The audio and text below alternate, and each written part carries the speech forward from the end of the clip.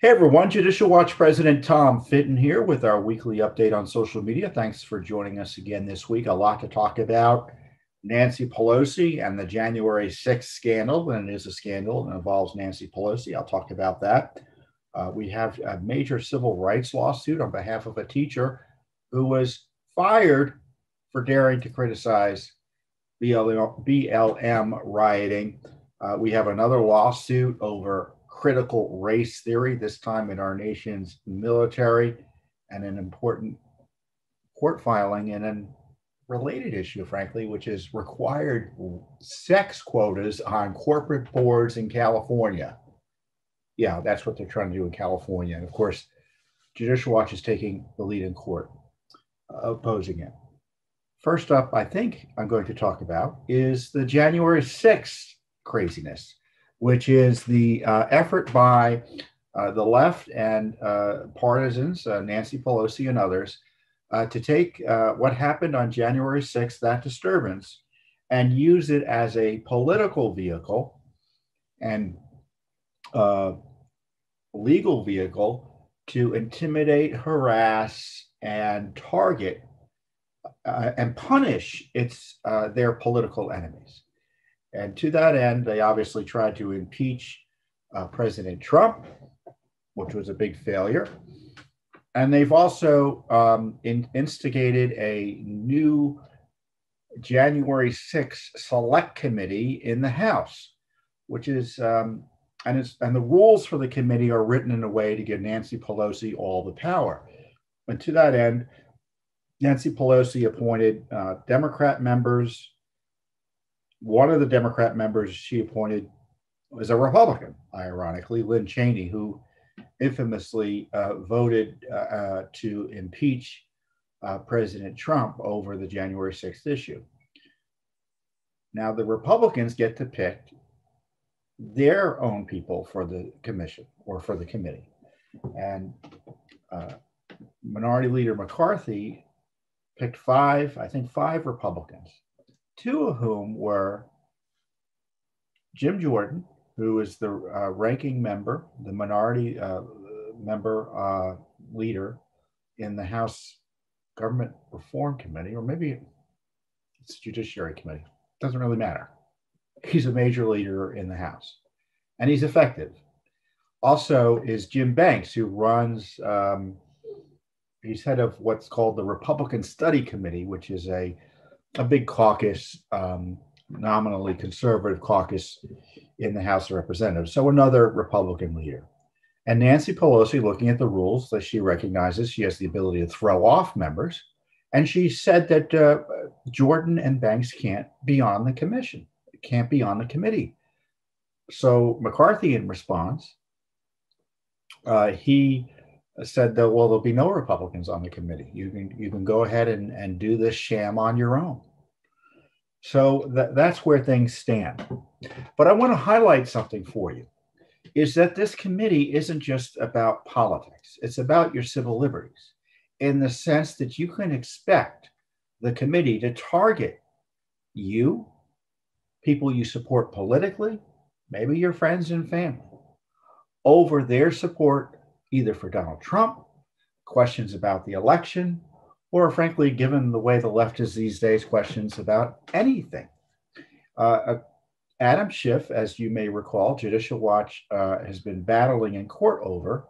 Adam Schiff battling in court over his abuse of a power in the House, where he unilaterally introduced or issued subpoenas targeting the phone records of Rudy Giuliani, the president's lawyer at the time.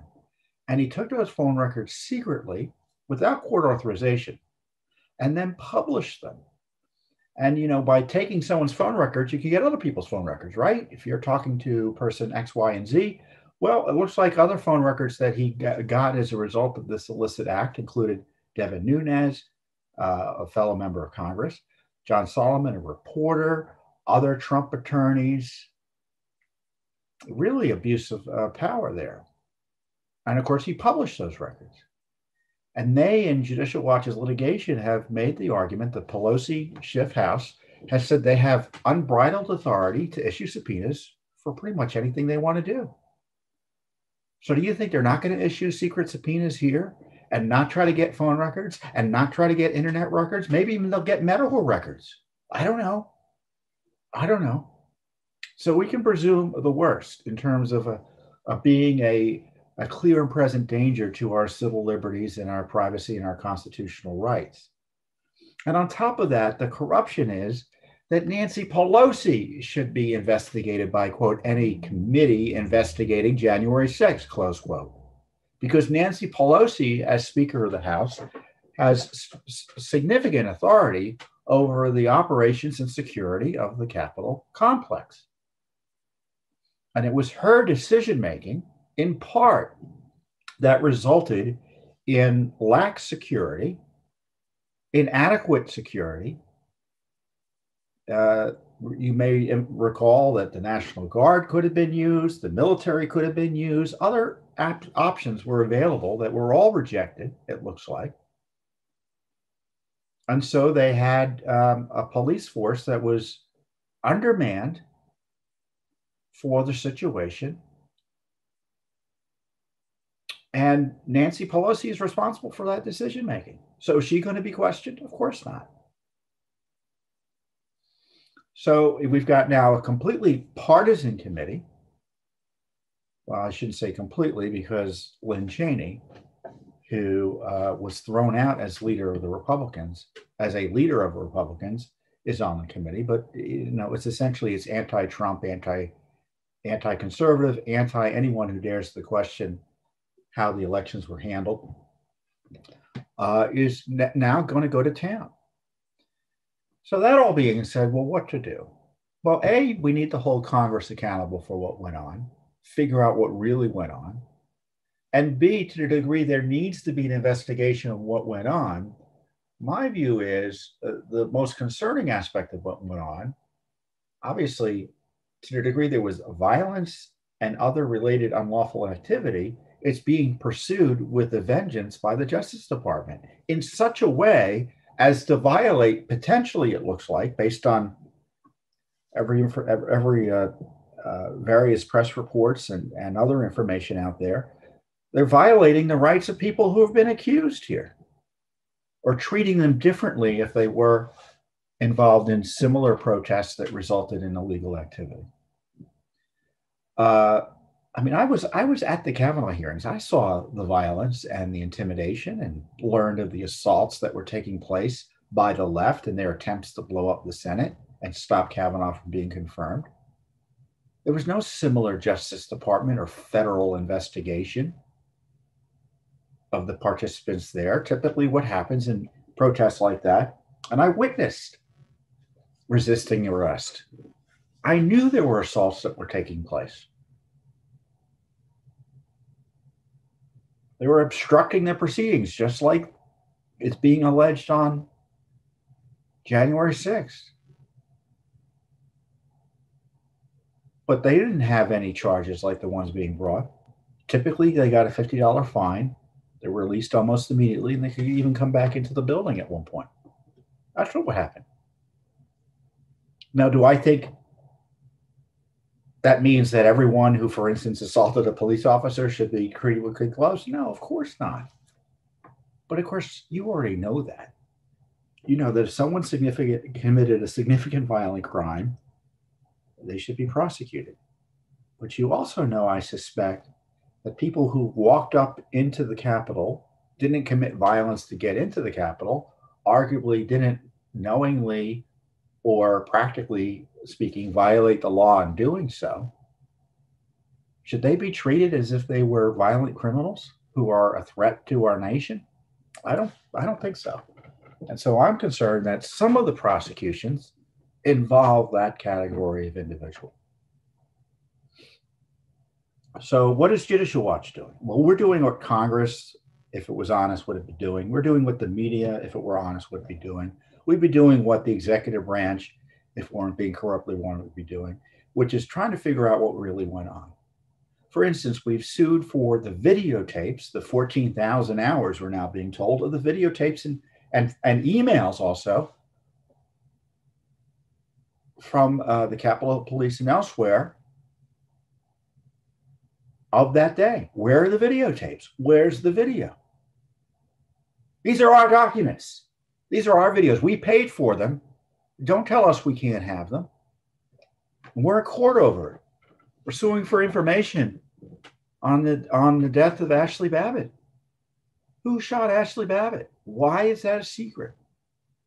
The U.S. Capitol Police, and this, of course, is not being talked about in January 6th, has zero transparency requirements that other police departments are expected to follow.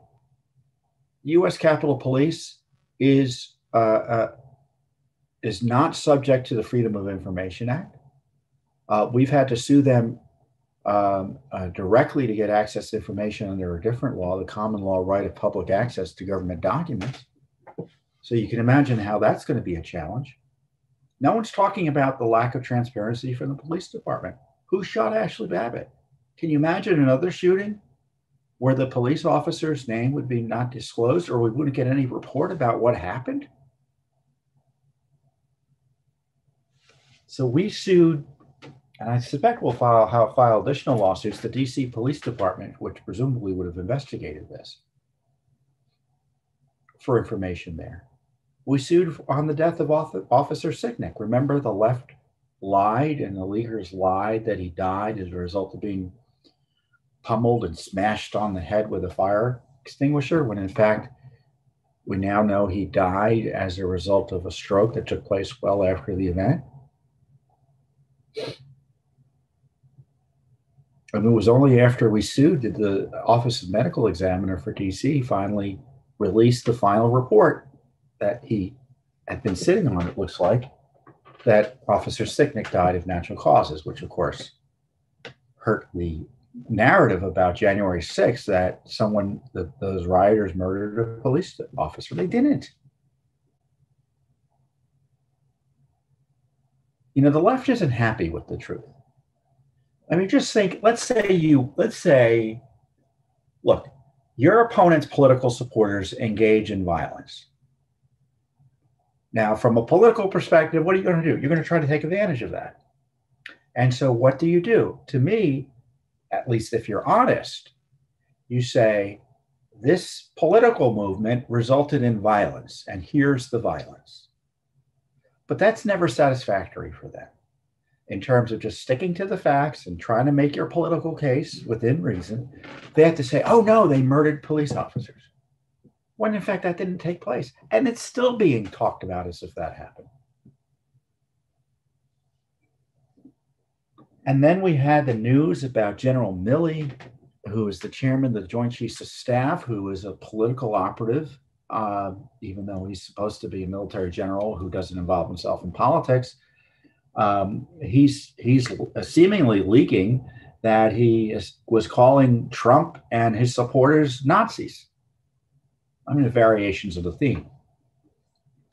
And, and how he was prepared to thwart President Trump if he did anything wrong. Well, part of that work was working with Nancy Pelosi to undermine the chain of command, it looks like to me, and communicating directly with her.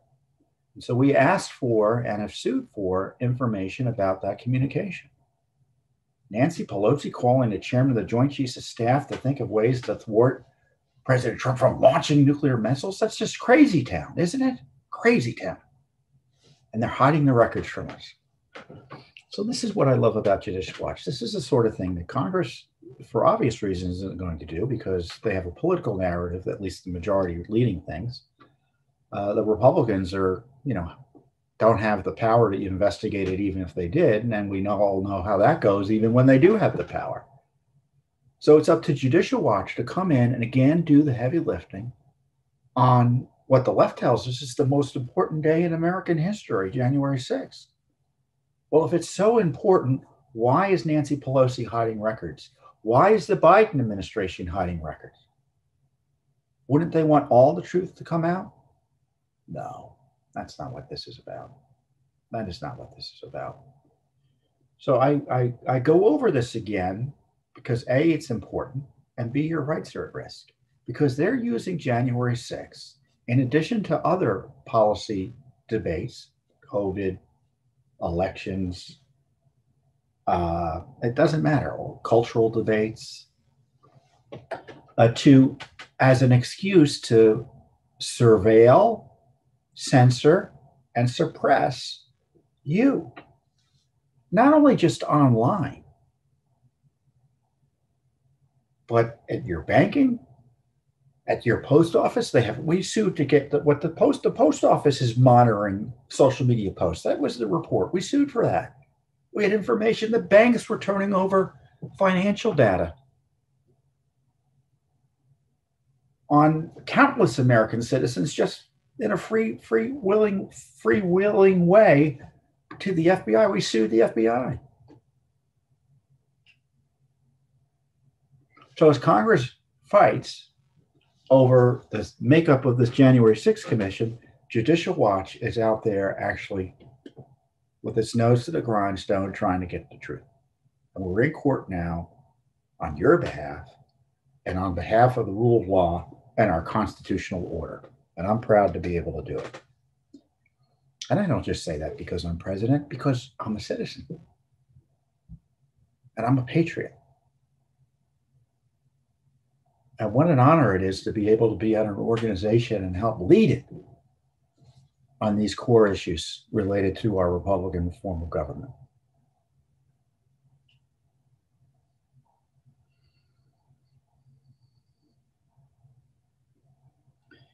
So we're involved, and I think it's fair to say we're the most important group in Washington, D.C. in terms of policing what the government's up to, getting information out to the American people, holding the government to account. But we also help everyday Americans in our work. And I told you, you already know, or you may know about the case we filed, a federal civil rights case on behalf of a coach up in Massachusetts, a football coach who was fired after he objected to critical race theory and Black Lives Matter propaganda in his daughter's ancient history class. And he gets fired as football coach. His daughter's in a different school, goes to 7th grade, and he's exercising his rights as a parent and citizen. And he gets fired in retaliation after exercising his First Amendment rights to speak and to petition your government, or his government in this case. You remember, the First Amendment is more than just about political speech. It's about the right to petition your government, meaning ask questions, right? And demand accountability. And he was fired. So we're honored to represent him. We're also suing, we just filed a new lawsuit on behalf of a teacher in Illinois who was fired after she posted, I think she was on vacation. She posted some Facebook posts critical of the violent riots that were going on at the time in Chicago, statement in supportive of the Second Amendment, and other things that you're not allowed to think or have an opinion about in the world controlled by the left. And her school district fired her for it. So we filed a civil rights lawsuit in the Northern District of Illinois for Jean Hedgepeth, who was fired by a suburban Chicago school district. It's a school district, I think it's within Cook County, for criticizing the riots, violence, and shootings in the aftermath of the killing of George Floyd. So she made the post on her personal Facebook page while vacationing after the end of the school year, just as much as some of the most severe violence was breaking out. She also promoted and recommended studying Tom Sowell, who is one of my favorite public intellectuals, Black American. And she described him as a treasure and a truth seeker, and that's true. And she also praised political commentator and activist Candace Owens, who I think the world of, and who is always viciously attacked because she's a Black conservative. Not only is she a Black conservative, but she tells the truth and effectively in a way that few others can match. and longtime talk show host, and he's now a candidate, Larry Elder, who's another Black conservative. And this lawsuit that we filed for her has been filed under, it's what's really the law is the Ku Klux Klan Act that prevents government officials from targeting you for exercising your rights under the law, under the Constitution.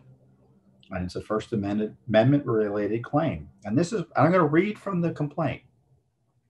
In late May and early June 2020, Hedgebeth was vacationing in Florida after the end of the 2019-20 school year when violent street protests, rioting, looting, and shootings erupted in Chicago and many other U.S. cities in the aftermath of the killing of George Floyd on May 25th, 2020, by Minneapolis police officers.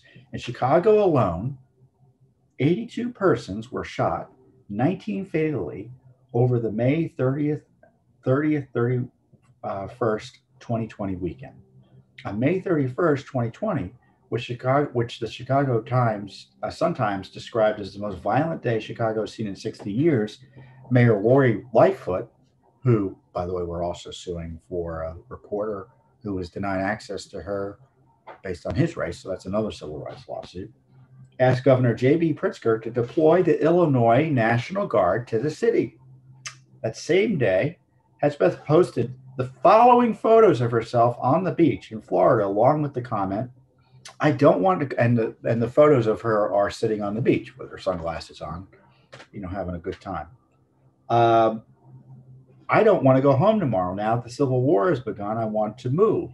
An individual responded, follow your gut, move. Hedgebeth answered, I need a gun and training. The individual replied, me too. Another individual posted a meme that same day suggesting the riots could be stopped with a septic tank truck and a pressure cannon. Hedgebeth reposted the meme, obviously in jest, adding, you think that would work? So that's the sort of stuff they actually fired her for.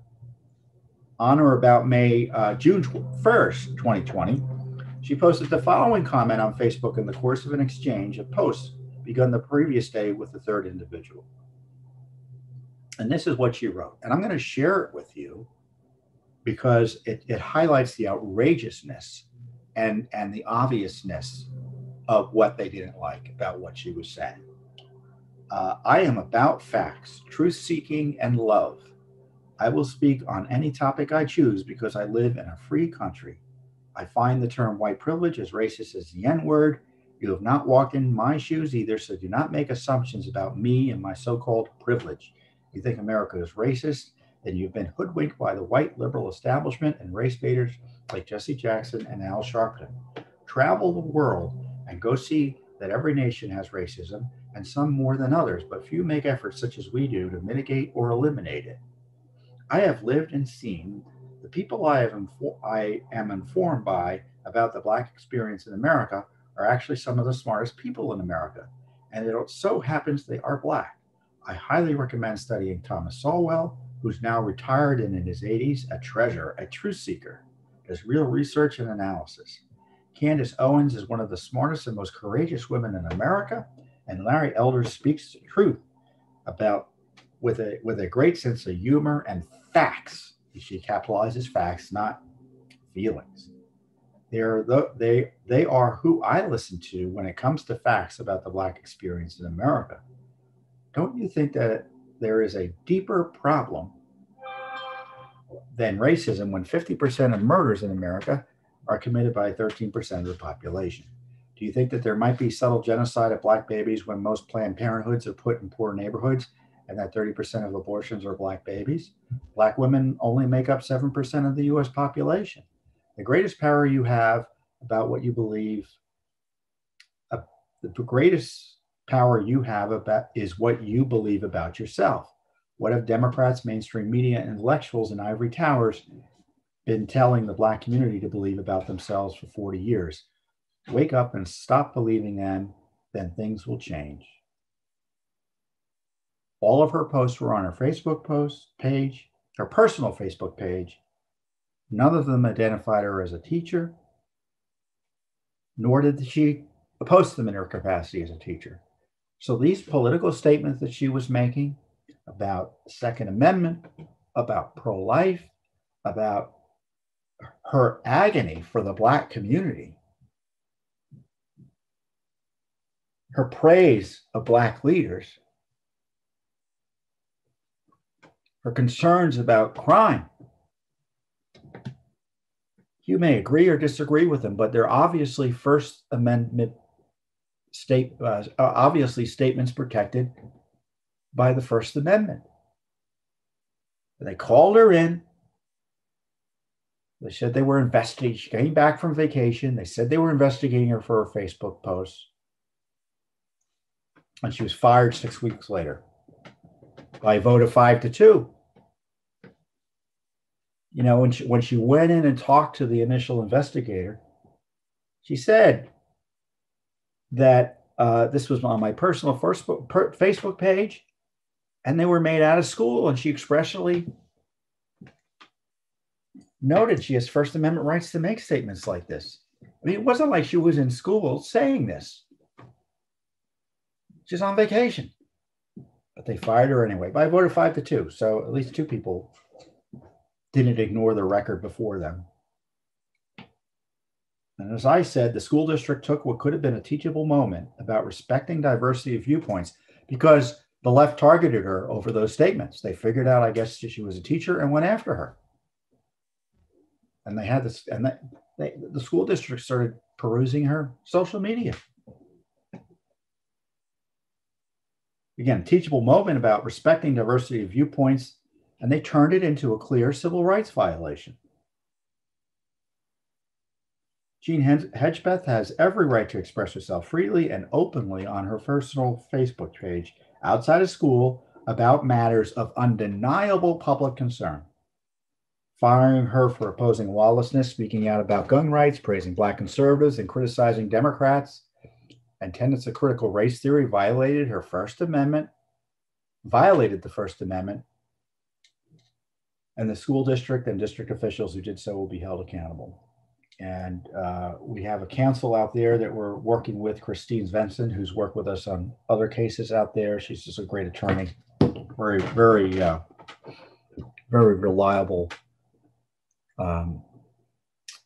colleague on matters such as these. And I hope, you know, Christine and Ms. Hedgepeth were on Laura Ingraham this week, and I hope you were able to catch it. And I don't know if we have a link to it available or not, but I think there's a story about it. You know, and they did a great job, as you might imagine, talking about the case. But my favorite part of it was, and I think this might be your favorite part, is that Ms. Hedgepeth said, you know, she was looking for legal counsel for months, and she couldn't find a lawyer to take her case because they were all afraid. And of course, who ultimately took her case? My attorney colleagues at Judicial Watch. Judicial Watch stepped up. And I'm so pleased we were able to do that. And as those of you who support Judicial Watch, you should be pleased and give yourself a pat on the back. This is how your support helps everyday Americans who are being victimized by the left. It's not just our children, it's our teachers, it's folks in our military, it's people working in corporations, it's employees of the government generally, who are being targeted with this propaganda, and as importantly, being punished if they don't want to play ball with it. And in the case of Ms. Hedgepeth, just talking about politics in the general sense can get her fired. It's not appropriate, it's wrong, it's illegal, and that's why we're in court. And you know, we just filed the lawsuit, so it takes time to get through the court process, but we're going to keep on pushing. So on another matter and related, Judicial Watch also sued the Pentagon for information on CRT propaganda being used in educating our rising military leadership in West Point. I mean, you're not going to believe this stuff. Well, I guess you will.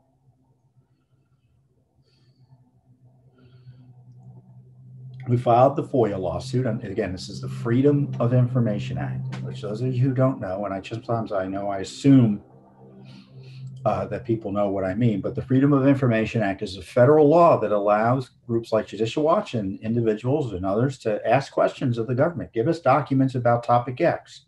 And if the agencies that are covered by law don't respond, ignore the request, or withhold documents improperly, we can go to court, go to federal court, and try to get the documents out and hold the government accountable for any withholdings they seek to make, because they have to not only explain it to us, but they have to convince a court that it's reasonable. So it's very effective, and they rely on people giving up when they're ignored.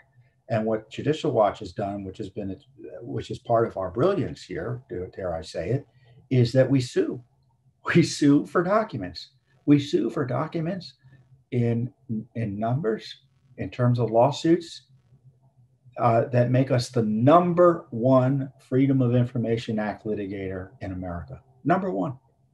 Hundreds and hundreds of lawsuits. We were number one in the Clinton administration, you can bet. We were number one in the Bush administration, the Obama administration, and the Trump administration, and I suspect will continue to be number one during the Biden administration. So there was a congressman, Mike Waltz, who is a Republican out of Florida. He's a West Point grad, and he highlighted that the Corps of Cadets was being mandated to attend seminars and presentations on critical race theory that included inflammatory lessons and presentations that are detrimental to the mission and morale of the U.S. Army. So West Point is, those of you who don't know, West Point is the otherwise known as the United States Military Academy. I think it's the longest. It's the oldest active Army facility in the United States of America. It was set up by George Washington in the heights above the Hudson. And it's where, as I said, our rising generation of leaders for the Army go to train. We ask for copies of all diversity, inclusion, and equity training materials for first-year cadets entering West Point, and copies of all contracts between the U.S. Military Academy and any organization or company responsible for coordinating, implementing diversity, inclusion, and equity programs and training for cadets at the Military Academy. So it's not just what's being taught, but who's doing the teaching. And what happens is they often outsource to groups or organizations, or I should say businesses, really. It's a business that do this type of training. And it's a crock. I mean, it's dangerous, but there are many people who are happy to kind of take critical race theory and its various antecedents and precedents and put it all together and use it to train people. This is what Congressman Waltz wrote to the superintendent of West Point. Information has recently come to my attention from unsettled soldiers, cadets, and families that raise serious concerns about the U.S. Army's introduction of elements of critical race theory in cadet instruction. In February of this year, I understand the U.S. Military Academy, under your leadership, required cadets to attend a mandatory seminar on, quote, diversity, equity, and inclusion, unquote. According to the schedule I received, cadets must attend at least one of the seminars.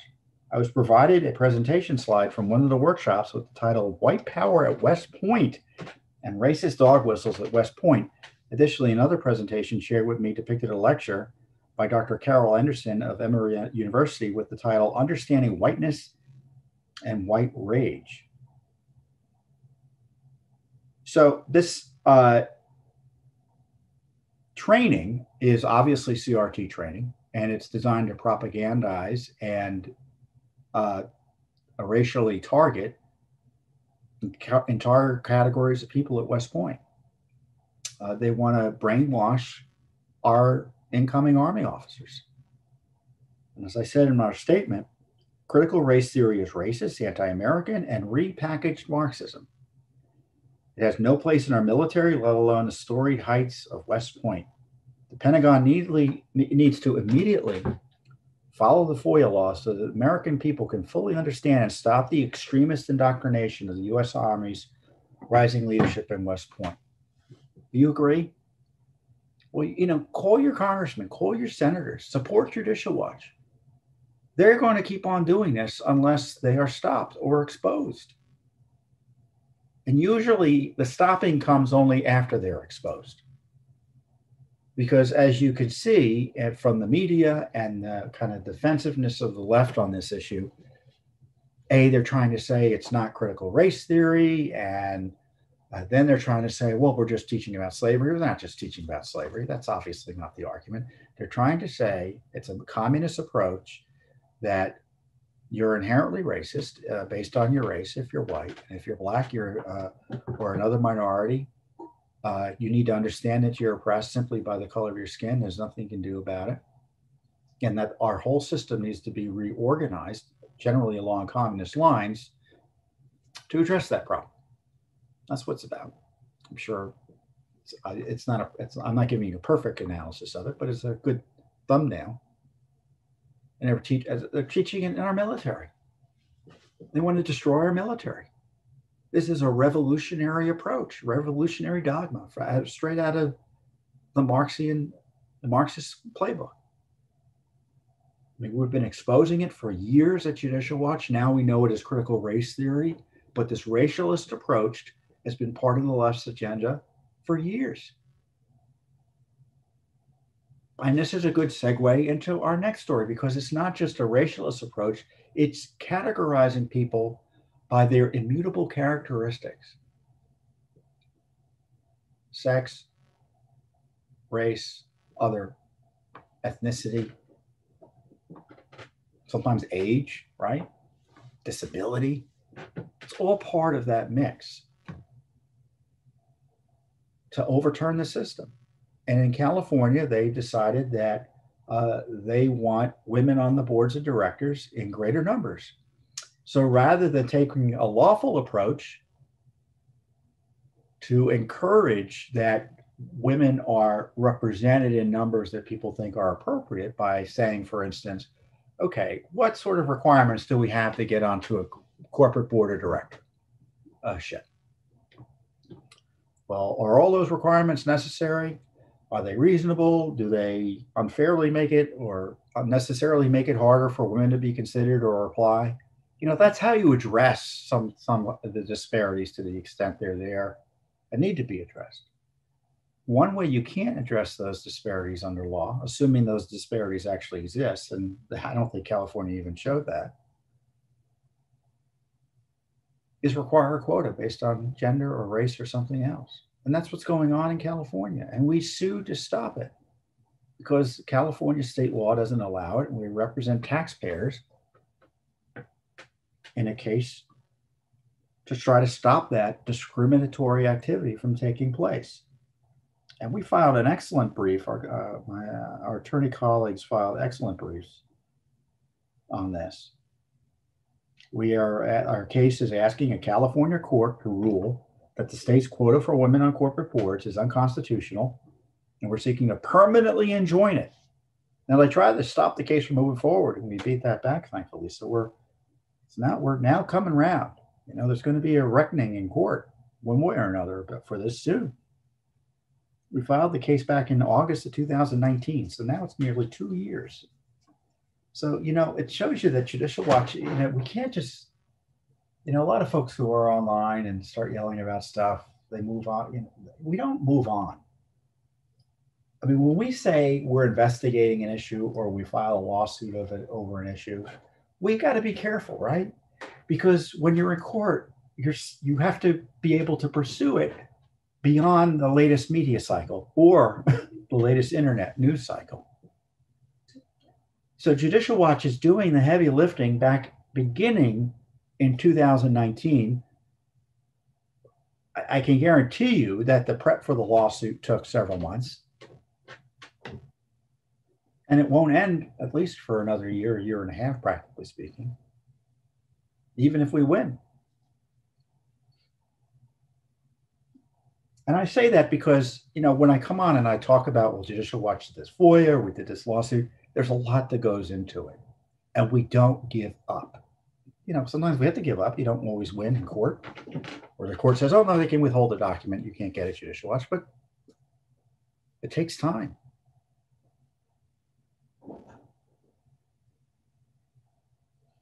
So as I said, in July of last year, they said the case could proceed. They tried to shut the case down. They said that we had standing to sue under state law our clients. And so we were in discovery. And discovery means you exchange documents, you take testimony, and both written and under oath. And this is what we argued in the case.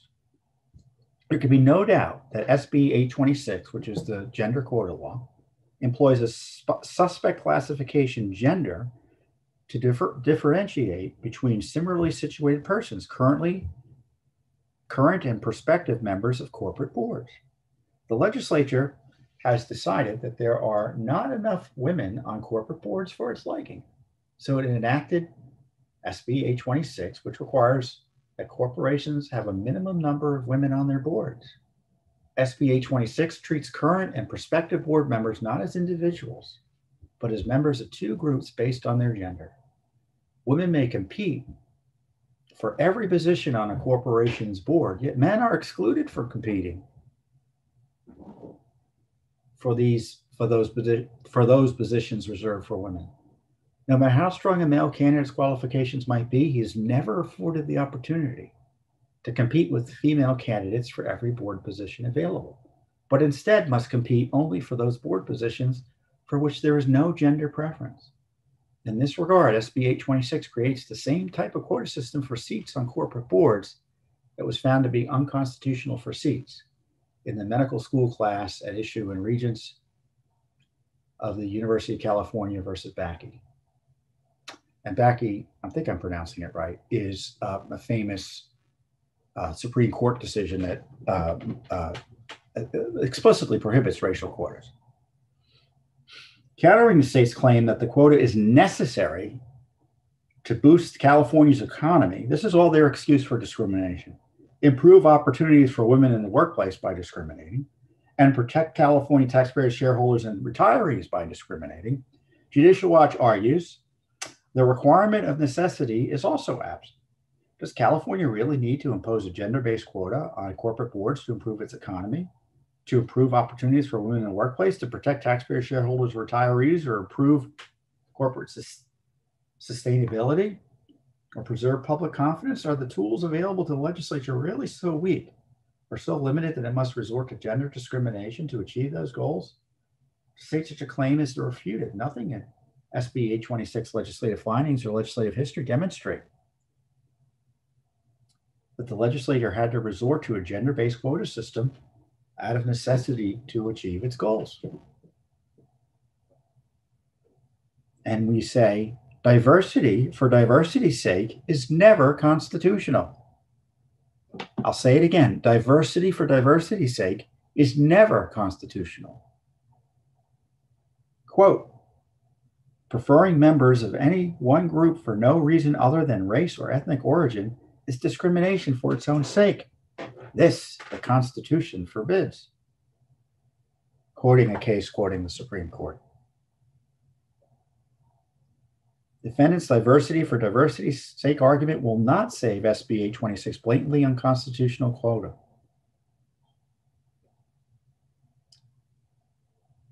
And of course, asserting that more women on corporate boards will add diversity merely perpetuates gender-based stereotypes about both men and women. So it would have the opposite effect of what they supposedly desire. And they couldn't show any specific discrimination. They didn't provide any evidence of it. The legislature made no effort to identify specific past or present victims of alleged discrimination, or to identify specific perpetrators of such discrimination. No specific victims or perps were identified in the legislative findings, and the defendant was unable to identify any such victims perps in response to interrogatories seeking a specific information. Interrogatories are questions that need to be responded to under oath.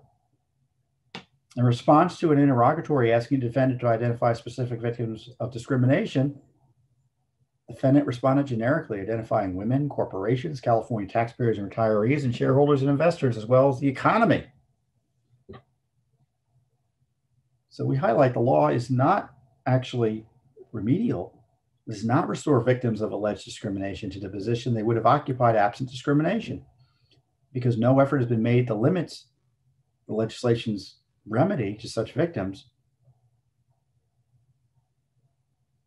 It can't withstand strict scrutiny, which is the type of scrutiny legal analysis to court will bring it.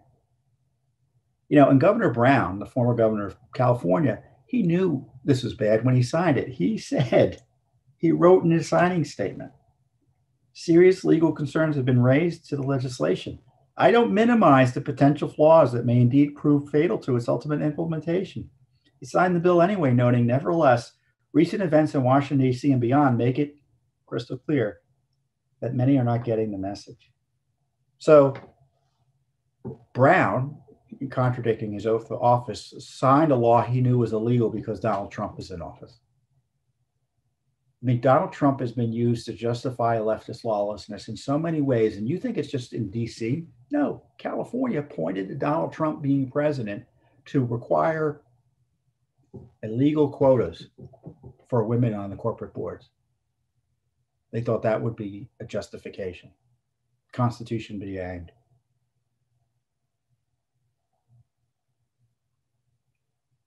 Not a single dime of California taxpayers' money should be going to support a law that requires sex discrimination.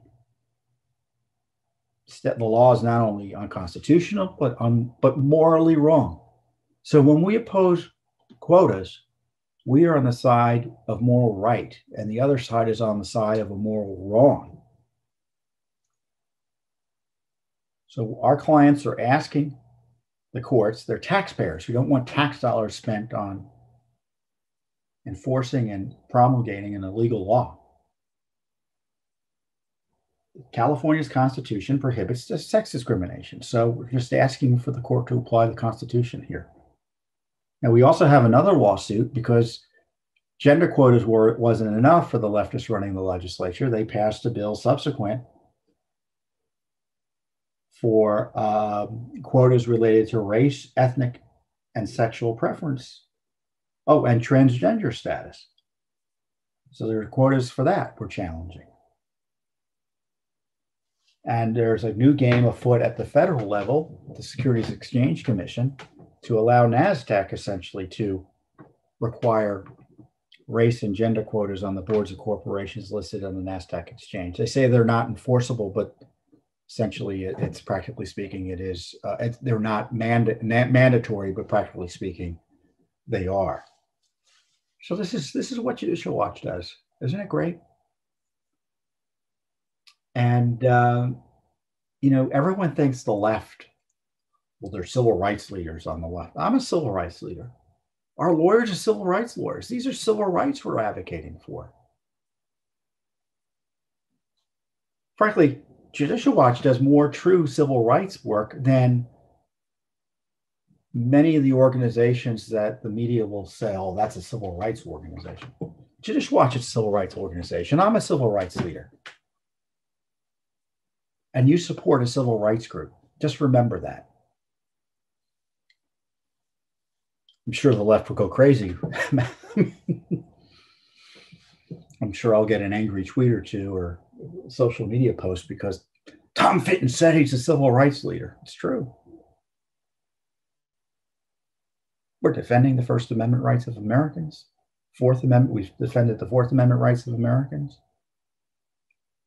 We're demanding accountability from our government for violations of civil rights. It's what civil rights leaders and organizations do. I'm proud of it. We got a lot going on. We are busy.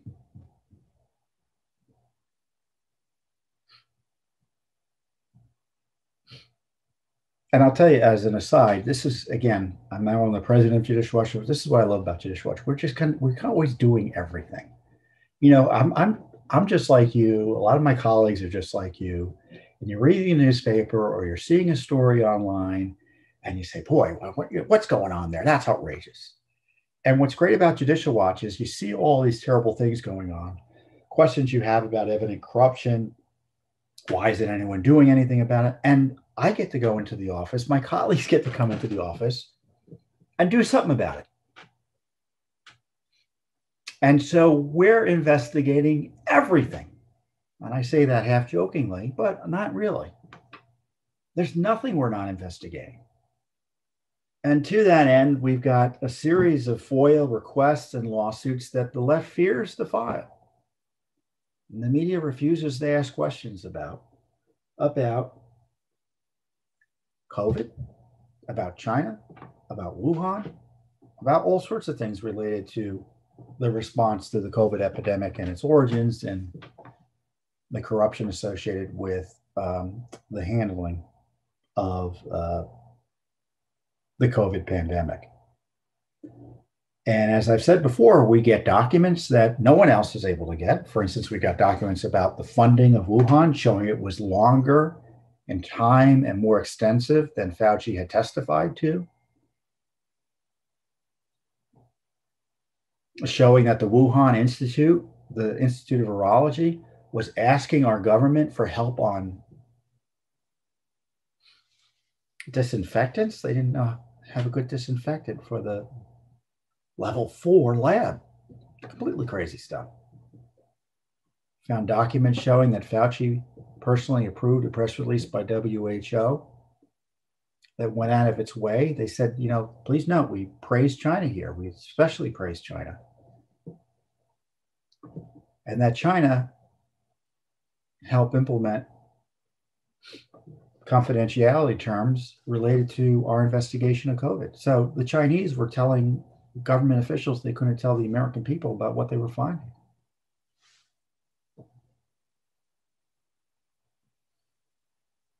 And that one of those cases was a case with the Daily Caller News Foundation that uncovered the funding. And you know, normally I talk about documents we uncover as a result of our litigation. In this case, this latest batch of documents, they're giving us about 300 pages a month. They're slow rolling the release of the information. We found a bunch of emails, not so much what was in the emails that was interesting, it was what wasn't in the emails. The material that's redacted. Often it's sometimes redacted in black. I think some FOIA people in government realize it doesn't look good to redact things in black, so now they just have a blank white space. And it includes emails by Fauci or from Fauci or to Fauci, doesn't really matter, including material about his recommendations for some COVID supplemental appropriations, I think, or emergency funding. And he said, my changes are in red. Well, it's all blacked out. And other things that are blacked out or redacted are some materials from WHO, the World Health Organization, about COVID. Now WHO isn't a government enterprise. And they say it's B4. And as they tell us, exemption B4 is the exemption that was used to withhold the information. So what happens is you file the Freedom of Information Act request or lawsuit or whatever. And when you get documents turned over, there are a variety of exemptions the government or privileges the government can assert in order to withhold information. One privilege is well known or exemption is B6. B6 is a privacy exemption. So it's used to black out someone's social security number or phone number or private email address. Another exemption is B4, which is designed typically to protect disclosure of trade secrets and commercial or financial information and is privileged and confidential. And that's the exemption they gave to WHO, or the exemption they used to withhold information from WHO. So they concocted, in my view, improperly, this exemption to protect information from WHO from being disclosed about the China COVID Fauci communications. Now, the Fauci email material about his red line, his red recommendations on funding were withheld under exemption 5, which is like the worst exemption. I say it's the worst exemption because, as they say, it permits the withholding of internal government records which are pre-decisional and contain staff advice, opinion, and recommendations. So as you can imagine, that's an exemption you can drive a truck through.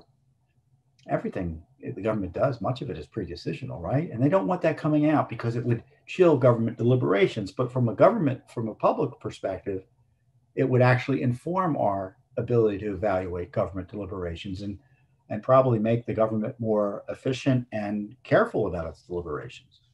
But the courts have interpreted differently. But you should know, though, that this decision to withhold those Fauci materials based on the B5 exemption, it's not like a required withholding. It's discretionary. Like if they gave us someone's social security number, they would probably have some, I shouldn't say they probably would. I'm not a lawyer, and I know enough not being a lawyer, you never know whether there's liability, but it's arguably they're mandated to withhold someone's social security number. But this B5 thing, it's in the eye of the beholder. That they can release and waive they do that all the time. Sometimes you get stuff that you're reading, it's like, this is covered by B5. Why are they releasing it to us? I remember in the Clinton emails, they were giving us what I thought would look to be classified material. And I think they weren't making it classified because they didn't want to embarrass Hillary by having too much classified information in her emails. So it's discretionary.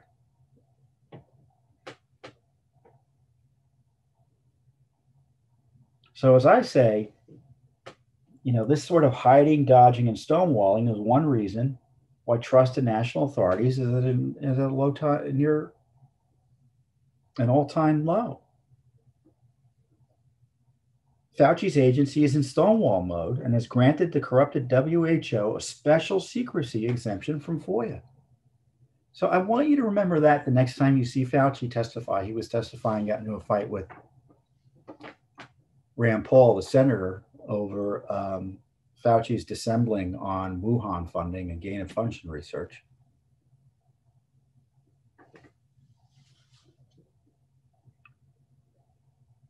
Where are the documents, Dr. Fauci? Where are the documents? Why are you withholding them? Why are they being slow rolled? He's head of the agency. He's directly involved in the release of this information. The government told us that, he and his top team. And now they're keeping what he did secret, and they're helping WHO be protected from scrutiny by the American people. So that's what heavy lifting looks like. And we're happy to do the work. We've got a lot of COVID materials that we're still pursuing and getting. And as I said, there's virtually nothing we're not investigating or suing over. So you can trust Judicial Watch to be there for you, the American people. The holding government to account has much of our other major institutions and organizations associated with civic life drop the ball, or frankly, hide the ball. With that, I'll see you here next time on the Judicial Watch Weekly Update.